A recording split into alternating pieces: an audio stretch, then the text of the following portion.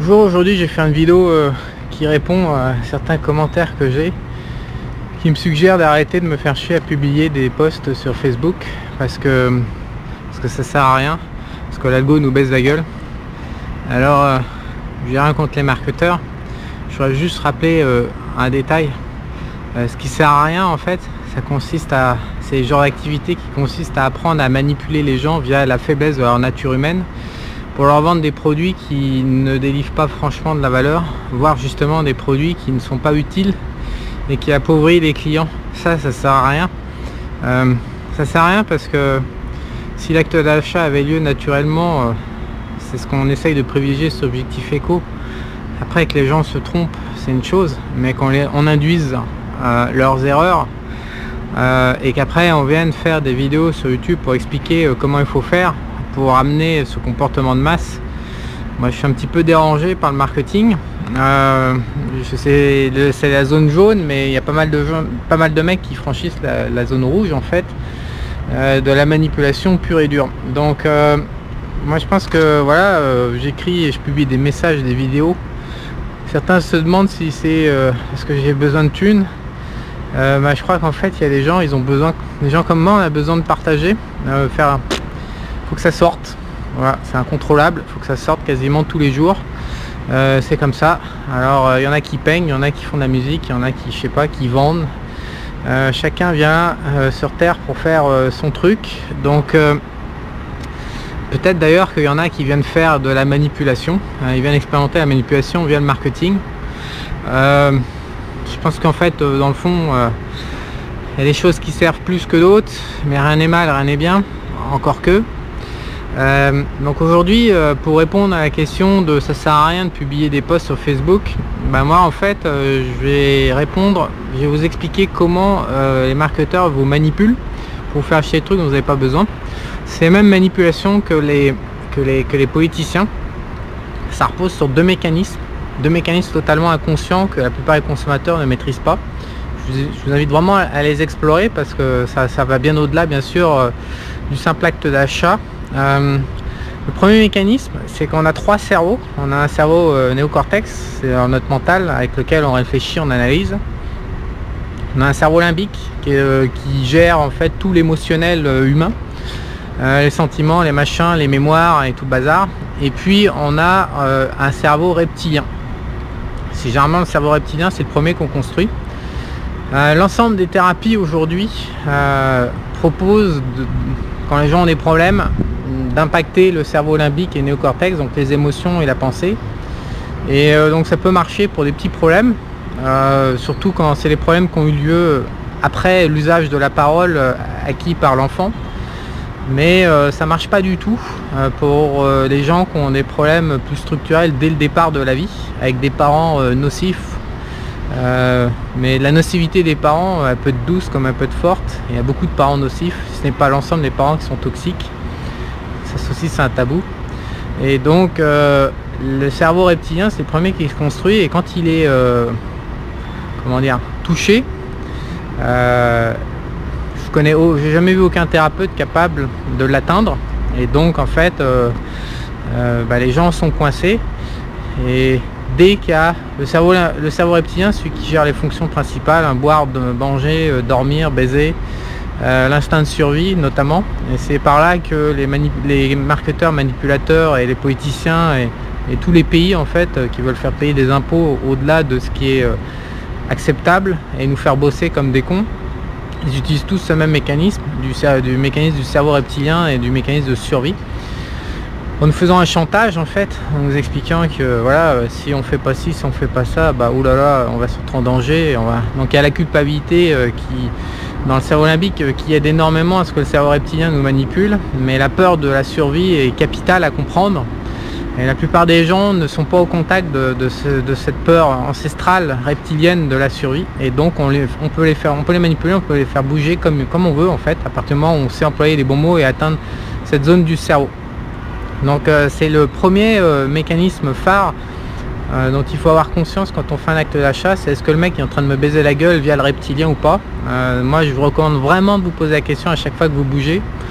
Les femmes sont également extrêmement fortes pour manipuler les hommes via le reptilien, ce qui est normal, puisqu'elles n'ont pas la force, elles n'ont pas la testostérone, donc il faut qu'elles développent d'autres armes pour survivre. Et le cerveau reptilien est leur grand allié chez l'homme, parce qu'entre notre bite et puis notre peur de la survie, c'est sûr qu'on se met rapidement à galoper dans le sens que la femme veut, à partir du moment où elle sait employer les bons mots. Donc je vous invite vraiment à creuser la piste du reptilien. Moi j'ai rencontré un seul intervenant capable de me connecter au reptilien, ce qui a commencé à solutionner mes emmerdes, puisque moi ils ont démarré dès le jour de ma naissance. Encore une fois, c'était une boucherie pendant 6h30, 7h, ça a façonné toute ma vie. Et puis derrière, la suite avec ma mère dans la partie donc préverbale, donc entre 0 et 2 ans, donc en pure construction reptilien, a déconné aussi. Donc moi j'avais une problématique de reptilien et j'ai vu que des gens toute ma vie qui essayaient de me faire dormir et compagnie avec des trucs du cerveau limbique et du néocortex. Ils ont tous échoué, ils ne comprenaient pas pourquoi. Donc c'est vraiment quelque chose qui est le reptilien, c'est un gros pan caché de notre société qui est refoulé. Donc il y a vraiment à y gagner à creuser dedans. Et le deuxième mécanisme, il est encore plus vicelard. Alors j'ai échappé pour des raisons un peu bizarres. C'est que j'étais élevé à la fois par ma mère et ma grand-mère dans ma petite enfance, entre 0 et 5 ans. Et donc j'ai eu le choix entre deux mamans. Et la plupart des humains, on va dire 95 ou 98% des humains, ils n'ont pas le choix.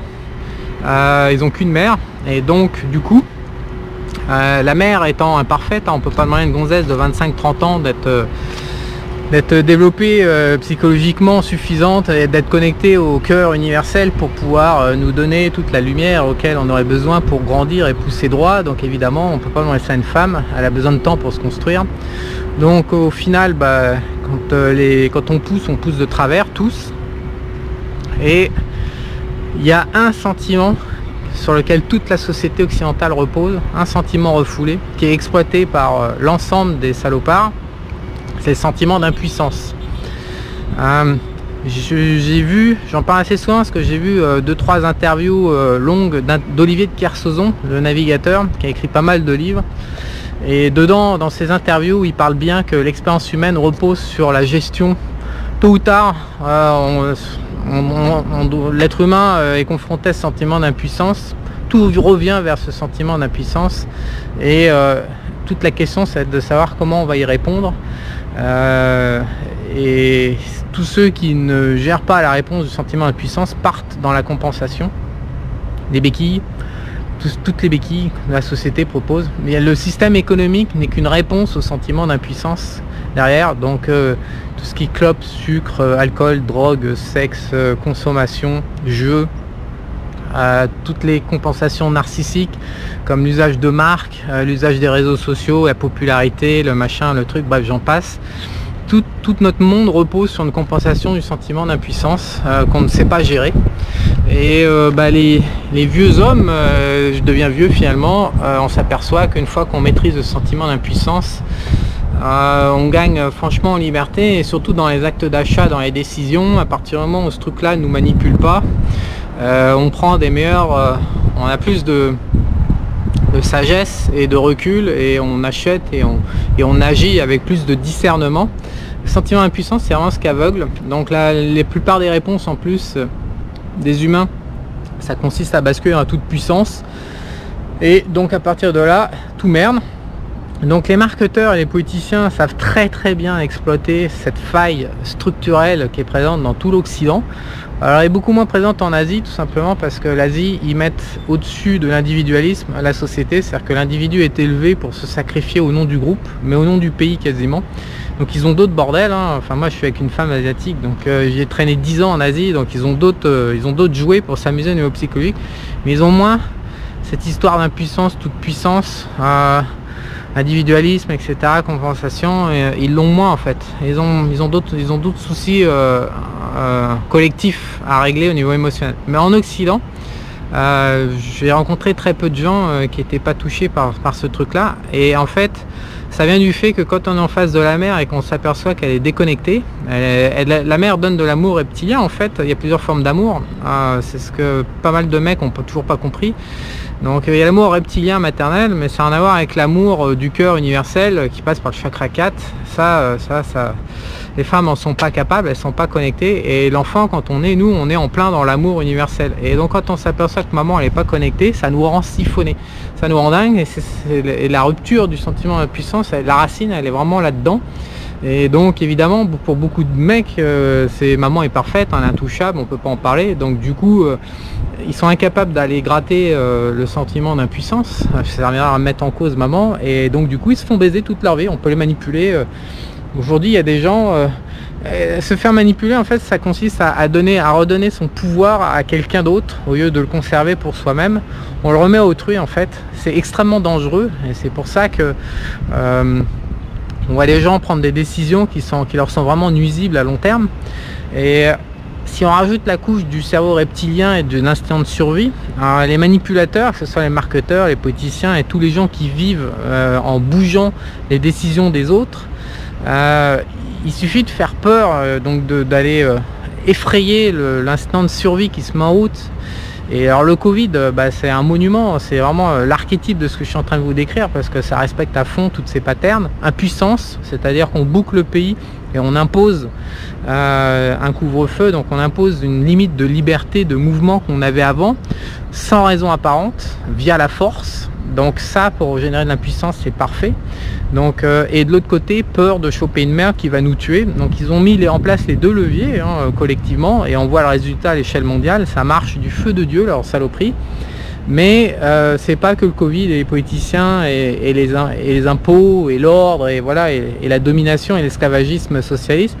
C'est également dans chaque acte d'achat au quotidien, c'est également chaque transaction amoureuse entre les hommes et les femmes. C'est vraiment des mécanismes puissants qui régulent l'ensemble de nos actions. Donc si vous voulez reprendre le contrôle de votre vie, que vous ne savez pas, si vous voyez réagir en fait dans des moments un peu tendus avec du stress de manière complètement désordonnée, moi je vous parie à 99% sûr que vous êtes en face d'un stress de survie, donc reptilien, et deux, qu'il y a quelqu'un qui est en train de vous mettre dans une situation inconfortable qui vous fait ressentir un sentiment d'impuissance. Donc c'est vraiment les deux pans à travailler dans sa vie pour récupérer de la liberté, c'est fondamental. Donc moi j'ai eu la chance, d'un côté je me suis fait complètement claquer mais monstrueusement dès la première respiration sur terre, voilà, je m'étais fait activer mon reptilien en survie mais extrême. Je dirais pas pourquoi publiquement, par un certain égard vis-à-vis de ma famille qui le mérite qu'à moitié. Mais pour le reste, ce sentiment d'impuissance, j'ai eu une grande chance, c'est que ayant pu choisir entre ma grand-mère et ma mère, quand ma mère m'imposait ce sentiment d'impuissance, j'ai rien à foutre parce que je savais que derrière j'avais une autre source d'amour qui était ma grand-mère. Et donc j'ai pris l'habitude dans ma vie, certains se demandent pourquoi tous mes 400 coups, ils aimeraient bien avoir vécu les 400 coups que j'ai fait sur les 15 dernières années. Et d'où vient cette possibilité de faire à peu près ce que j'ai toujours voulu faire? C'est tout simplement parce que quand ma mère faisait chier la couille, je me disais que j'avais ma grand-mère, et donc je tombais pas dans le gouffre d'impuissance qui stérilise les décisions. Moi j'ai pris l'habitude de me dire bon s'il n'y a pas ça, c'est pas grave, j'ai le choix, il y a d'autres sources. Donc j'ai pris l'habitude de chercher d'autres sources et de remplacement pour tout ce que je fais jusqu'à obtenir un résultat final. Donc j'ai une approche de la vie qui est complètement désaxée par rapport à 99% des gens pour un certain nombre de choses. C'est un mécanisme premier, j'ai de la chance là-dessus, j'avoue. Mais de l'autre, j'ai pris très très cher en face sur le reptilien, et donc mis bout à bout. Je recommande à personne d'obtenir ce que j'avais comme emmerde à surmonter. Voilà, donc concernant les marketeurs, je vous invite à analyser les offres qu'on vous fait. Concernant les politiciens et les pays, je vous invite également à analyser les systèmes politiques de vie qu'on vous propose, comme celui de la France par exemple, mais également les élections, les machins. On se demande toujours comment est-ce qu'il y a 17 millions de crétins qui ont pu voter pour François Hollande. Parce que vraiment, s'il y a bien un gros porc manipulateur en France, on a des gros porcs depuis 50 ans, mais parmi tous les gros porcs de politiciens qui sont en France, François Hollande, c'était quand même le sommet, le truc qui est baveux, qui dégueulasse, qui coule là, voilà, sadique, porc, narcissique, il avait toute la totale, et intelligent, donc dangereux, méchant, etc. Et il y a quand même 17 millions de pignoufs qui ont été votés pour lui, sans rien comprendre. Si derrière, donc on se dit bon bah ils vont peut-être apprendre, parce qu'au bout d'un an ils étaient dans la rue en disant on t'aime pas, dégage. Bon, on se dit bon bah ils vont peut-être apprendre, le peuple français derrière. Et puis on leur a présenté Macron, ils ont foncé dedans comme des cons et ils ont revoté à 18 millions, je sais pas combien, pour Macron. Donc là on se dit non, ils ont toujours pas compris l'histoire. Donc en fait c'est ces mécanismes derrière qui poussent à voter pour des crétins. Et donc rebelote avec Macron, au bout de 2 ans tout le monde dans l'heure, ils disent on veut pas de toi, dégage. Et je vous parie que le suivant, s'il y a des élections, parce que si ça se trouve on va arrêter de voter, la démocratie ressemble plus trop à rien, mais s'il y a des élections futures, si on nous remet un crétin, je vous parie que tout le monde va foncer dedans et pour voter en masse pour le crétin qui va à nouveau les entuber. Donc derrière ça, ces mécanismes, c'est vraiment la puissance et la survie qu'il faut analyser. Et la France est un système qui a, c'est une arnaque, c'est littéralement une arnaque. Vous êtes de plus en plus nombreux à m'écrire, à vouloir vous barrer, parce que la deuxième vague de confinement du Covid vous a quand même montré, enfin pour un certain nombre, qu'on était en train de se foutre de votre gueule. Bon, moi je vous confirme, mais ça fait bien longtemps que pour moi c'est une évidence, mais heureusement un certain nombre de personnes se réveillent. Donc oui, il faut fuir, très bonne idée. Oui, c'est une arnaque, mais il faut généraliser le process. C'est pas la France qui est une arnaque plus que tout le reste, non, c'est de nombreux mecs qui vivent de vos failles en fait psychologiques et des exploits sans vergogne. Donc la plupart n'ont pas les mots pour les expliquer, mais ils ont compris que ça marchait par test en fait. Les marketeurs testent énormément de choses et au bout d'un moment ils comprennent ce qui marche, et puis bah ils exploitent ça et donc ils font de l'argent avec. Et bon bah faire de l'argent, ok, mais moi je vais faire un message, moi je m'en fous, moi je suis là pour distribuer des messages. Et donc le message du jour, c'est la liberté, elle passe par chaque acte dans sa globalité, chaque transaction, chaque relation, chaque chose qu'on fait. On en fait 15, 20, 30 par jour. Ça passe toujours par les mêmes mécanismes de base et ces mécanismes sont nocifs pour vous. Donc il faut les isoler, il faut les comprendre, il faut les voir en temps réel. Ce qui est compliqué, c'est de les comprendre et après de les implémenter et de voir en temps réel et de s'en écarter en fait, pour s'en libérer. À un moment, il y a le mécanisme qui arrive et tu dis bon bah ouais, ok, mais non, fini ça, je ne bouffe plus à ce atelier là. Si vous faites ce travail là, je vous garantis que vos décisions, la pertinence de vos décisions vont exploser et le bénéfice que vous allez obtenir dans votre vie va également exploser. C'est-à-dire que tout ce que vous avez décidé va vous rapporter de la vraie valeur pour vous, au lieu de rapporter de la valeur pour satisfaire des parties primaires comme le cerveau archaïque ou la mauvaise gestion de l'impuissance, donc les parties psychologiques totalement refoulées. À partir du moment où vous ne tombez pas dans ces boucles, c'est un gain de temps, d'énergie énorme, parce qu'on arrête de dépenser. Il faut comprendre une chose, c'est que le gros des vies des gens ne servent qu'à compenser ces failles psychologiques intérieures. C'est-à-dire que la plupart des gens, ces femmes, quand on regarde vivre, ne savent pas pourquoi ils font les choses. Ils font des choses, ça c'est clair, ils ont l'impression que c'est justifié. Mais en fait, quand on analyse en détail les bénéfices, voilà, les avantages, les inconvénients, quand on teste vraiment si c'est positif pour leur vie ou pas, au final, d'abord ils savent pas évaluer si ça l'est ou pas, et quand on le fait devant eux, ils disent merde, c'est négatif pour moi, je m'en étais pas rendu compte. La question suivante, c'est comment est-ce que tu es arrivé, mec, à prendre une décision qui est négative pour toi, comment, par quel mécanisme d'aveuglement tu es parvenu à faire cette putain de décision, cette putain de gonzesse qui bousille ta vie, ce putain de business que tu supportes pas, ce putain de salariat, ce putain de pays, ce putain de tout ce que tu veux. Comment est-ce que tu en es arrivé à faire un truc pareil? La réponse c'est reptilien, et c'est l'impuissance quasi à chaque fois. Pour chaque mec, on finit toujours par retomber là-dessus. Et quand Olivier Kersauzon, je l'ai vu là, il y a quelques semaines, parler de ça, je me dis ouais, non, je suis pas tout seul. Alors il a 30 ans de plus que moi, j'ai la chance d'avoir pigé ça jeune, à l'âge dans quarantaine. Et vraiment c'est le plus grand service que je puisse vous redonner, c'est d'aller ouvrir ces deux dossiers là, parce que sinon vous allez tourner dans le vide en fait toute votre vie. Et puis avec la pression de la mort en fait, où les choses vraies commencent à faire surface, parce que la mort est plus puissante que ces deux mécanismes là. Et donc à partir du moment où on commence à regarder la mort, enfin à partir du moment où la mort commence à se pointer son cul, quand on la regarde en face, je sais pas, généralement à partir de 70 ans, on s'aperçoit qu'on a vécu une vie d'illusion avec des gens qu'on n'appréciait pas vraiment, mais qui satisfaisaient des parties voilà, complètement inutiles. Et là c'est le drame, parce que évidemment à 70 ans, quand on s'aperçoit qu'on s'est gouré de vie, c'est un drame majeur. On peut plus retourner en arrière, c'est fini.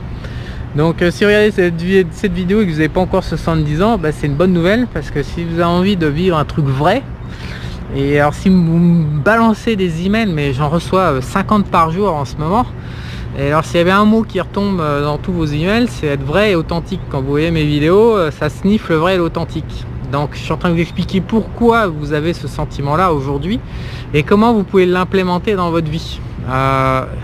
Et vivre une vie vraie, le bénéfice premier, au-delà d'éviter les énormes pertes de temps dans les compensations et les choix foireux, le bénéfice premier, c'est de ne pas avoir de regrets, puisque tout ce qu'on vit, on vit parce qu'on l'a choisi, parce que ça nous correspond, et pour rien au monde on a envie de faire autre chose. C'est ça qui est important, c'est de faire un truc. Si on demandait de rembobiner donc vos vies, la question est-ce que vous joueriez de la même manière avec votre expérience et votre regard acquis au bout de 20 ans de vie par exemple? Est-ce que vous vivriez les choses de la même manière? Donc moi, si je remonte avant une certaine partie de ma vie, non, je ne vivrais pas les choses de cette manière là, mais depuis un certain temps c'est aligné. Donc oui, si je rembobine, même avec les emmerdes, parce que c'est pas que regarder les points positifs, mais si je rembobine et que je prends les emmerdes, ouais, je les prends avec ce que je vis en ce moment, parce que tout est aligné en fait, et ça me plaît en fait. Je changerai pour rien au monde ce que je suis en train de faire. Et je vous invite vraiment à réfléchir à ces questions là, parce que j'ai également plein de clients dans le groupe stratégie de vie pro perso qui se cherchent et qui n'ont pas ce niveau de satisfaction sur leur vie, et ça suscite d'énormes tensions à l'intérieur, parce que quand on commence à regarder ce qu'on fait et qu'on ne fait pas ce qu'on a envie, donc des parties encore une fois manipulées de nous poussent dans des directions dont on ne veut pas et qu'on fait quand même, on ne sait pas pourquoi on le fait, mais voilà, on le fait. Ça c'est une manière directe, la plus directe, pour détruire sa vie et finir en dépression après 70 ans à picoler. Il faut savoir que les statistiques d'assureurs sont assez formelles. Après 70 ans, les femmes avalent quasiment toutes des cachets le matin, voilà, 2-3 cachets par jour pour tenir debout sans s'en tirer une. Et les hommes sont sous alcool, ils sont incapables de passer 24 heures sans se foutre sous alcool. Donc tous les assureurs sont formels. Je sais plus, je crois que c'est 90% des hommes après 70 ans qui picolent. Parce qu'il faut oublier, il faut éteindre les signaux, il y a trop de désespoir, c'est un gouffre en fait, et donc il faut éteindre la douleur et la souffrance. Donc la clé pour sortir de cette souffrance, et surtout pas la créer, ça consiste à s'aligner et à aller chercher ce qui compte vraiment pour nous, sans satisfaire ces conneries pour nous rassurer, qui sont agitées. Encore une fois, toute la société moderne nous nourrit dans ce piège à con. Il faut absolument aller chercher au fond de nous les réponses, hein, pour sortir de ce piège à con. C'est fondamental, sinon c'est un carnage en fait. Voilà, donc je salue mes amis marketeurs et l'inutilité de produire des messages sur Facebook pour me faire baiser par l'algo. J'en ai rien à branler. Je pense que moi, ce qui me plaît en vie, par exemple, un des trucs qui me plaît en vie, c'est distribuer un message. Il y a aussi des gens qui me disent ouais, on a supprimé les commentaires sur YouTube. Bah ouais, on a supprimé les commentaires sur YouTube, non pas parce que vous nous faisiez chier. Moi je l'ai jamais lu les commentaires, donc je m'en branle en fait que vous m'aligniez la gueule ou pas dans les commentaires, que vous soyez pas d'accord, je m'en fous complet. Par contre, YouTube ils s'en foutaient pas, et ils nous ont pris en otage en commençant à bloquer la publication de nouvelles vidéos et en dépubliant d'anciennes. Il faut savoir qu'au mois de juin, YouTube s'est lancé, ils ont fermé, je sais plus, 25 ou 50 000 channels à l'échelle mondiale, enfin ou à l'échelle occidentale, parce qu'il y a des choses qui n'étaient pas correctes avec leur policy, leur nouvelle politique de je sais pas trop quoi, de mes couilles, et donc on était confronté à un problème majeur. Donc on a fermé les commentaires, il n'y a plus aucun problème, toutes nos vidéos sont validées, il n'y a plus aucune dépublication, donc nous sommes en accord avec YouTube. Donc c'est pas à cause de vous que nous avons enlevé les commentaires, c'est tout simplement pour préserver l'existence du canal Objectif Éco, puisque quand il y a maintenant 1400 vidéos et que YouTube s'amuse de dépublier une vidéo d'il y a 2 ou 3 ans parmi 1400, vous doutez bien que nous on le voit pas quoi. Il n'y a pas un message d'alerte, cette vidéo est dépubliée, blablabla, et résultat ça part à la trappe. Donc ça c'était pas acceptable, donc c'est pour ça qu'on a enlevé les commentaires sur YouTube. Toujours est-il que voilà, moi un des trucs que j'aime faire dans la vie, c'est faire des messages et distribuer, donc sur les différentes plateformes aujourd'hui modernes. et le résultat en fait, ça m'intéresse pas trop en fait, que ce soit populaire ou pas. Je sais que certaines personnes ont besoin à l'instant T de voir un de mes messages, comme moi j'ai besoin de voir des messages d'autres personnes qui sont en avance sur moi et qui me nourrissent. Donc je transmets mon message qui me paraît être le message vrai du moment qu'il y a dans mon cerveau.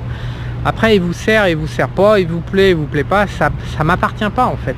Donc voilà, que ça parte sur Facebook, que ça soit distribué qu'à moitié, que ce soit pas efficient, c'est aberrant de penser comme ça. Ou alors on nous dit donc sur votre chaîne YouTube, du fait que vous avez coupé les commentaires ou du fait que vous activiez pas les publicités au milieu des vidéos, alors votre référencement naturel sur YouTube va être moins bon et donc grosso modo vous êtes banquignol. C'est vraiment deux logiques différentes qui s'opposent. Je m'en branle, je veux dire, quelque part Loïc Abadi, Eric, David, Antoine et tous les auteurs d'Objectif Éco, ils sont tous passionnés par ce qu'ils font et ils sont là pour partager. Et oui, on peut jouer un peu avec les règles du jeu, mais s'il faut dégrader, soit subir de la censure ou alors faire chier le monde pour gagner 3 francs 6 sous, pour gagner 3 places en référencement via des règles du jeu moderne, numérique, digital, bah non en fait, non on fait pas ça, ça nous intéresse moyen en fait. On a quand même une passion, on n'a pas envie de la dégrader pour ça. On veut bien faire quelques marketing, un peu promouvoir les messages, mais pas trop, c'est à mi-chemin. Il faut comprendre, il y a pas mal de marketeurs aussi qui s'essoufflent et pas mal d'auteurs qui s'essoufflent parce qu'ils viennent, ils veulent faire du pognon. On leur a vendu à saucisse que blogging ça cartonnait en pognon et voilà, qu'ils vont pouvoir changer de vie. Donc ils exploitent, ils regardent ce qu'ils pourraient faire, ils vendent, voilà, ils packagent de l'information de cheap qu'ils récupèrent à droite à gauche, ils refourquent ça et voilà. On fait pas ça en fait, ça c'est de l'opportunisme, c'est de l'arbitrage en fait du business online, mais ça dure jamais longtemps. D'ailleurs on les voit, les gens ils viennent 1 an à 5 ans puis ils disparaissent. Moi ça fait 27 ans, j'ai démarré en 1994 à la Tribune et avant j'ai fait premières expériences en 1993 au Journal des Finances. Ça fait 27 ans que je publie des messages. Loïc Abadi, ça fait 15 ans qu'on est ensemble. David Ronan, ça fait 11 ans. Eric, ça fait 10 ans. Voilà, c'est des gens, ils vont pas s'arrêter demain, ils vont continuer.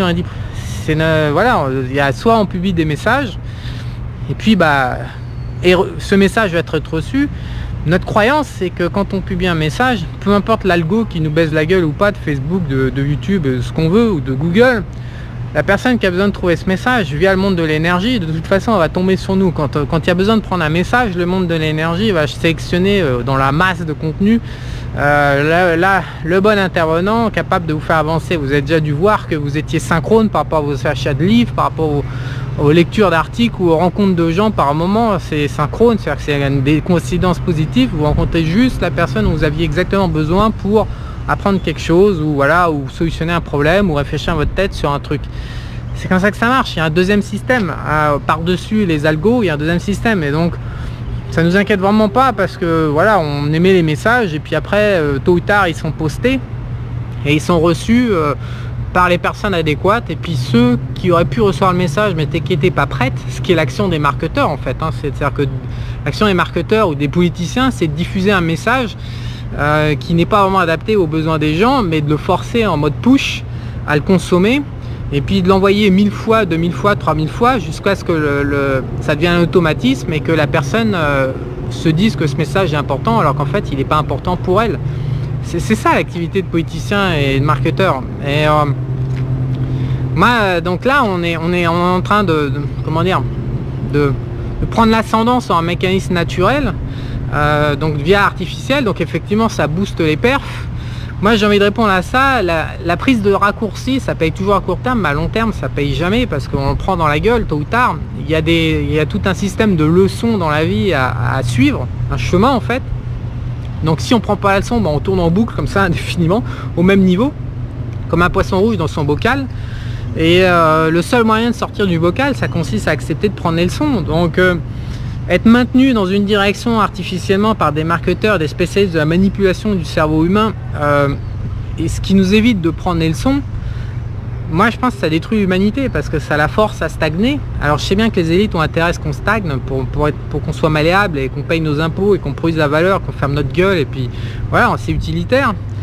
Et moi je m'en fous, je suis pas une élite, donc moi je m'en branle, hein, que ça, moi mon créneau c'est de faire monter les gens, c'est pas de les maintenir en l'état, en dépendance, à stagner. Donc moi j'aime bien quand les gens ils grimpent, donc quand je leur pète leur cerveau.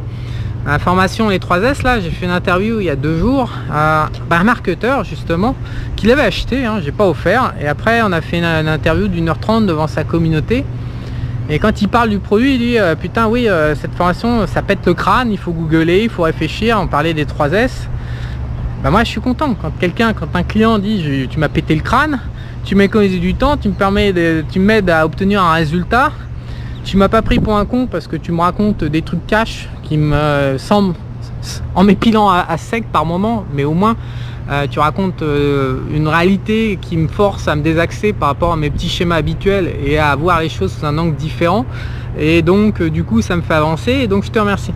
Et moi je délivre des messages pour obtenir ce genre de réaction, je délivre pas des messages pour avoir un score financier, un score d'audience, etc., avec des métriques et un ranking dans des algos. Le monde est débile. Je veux dire, aujourd'hui on vit dans un monde de débiles mentaux. Je veux dire, oh là là, j'ai tant de likes ou de dislikes.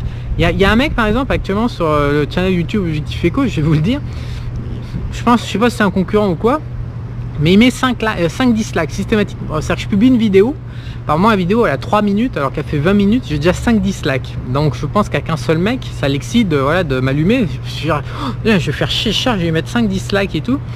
Et cet abruti il a toujours pas compris, a priori YouTube l'a gaulé parce qu'à chaque fois au bout d'une heure ou deux, les 5 dislikes disparaissent, deviennent 1.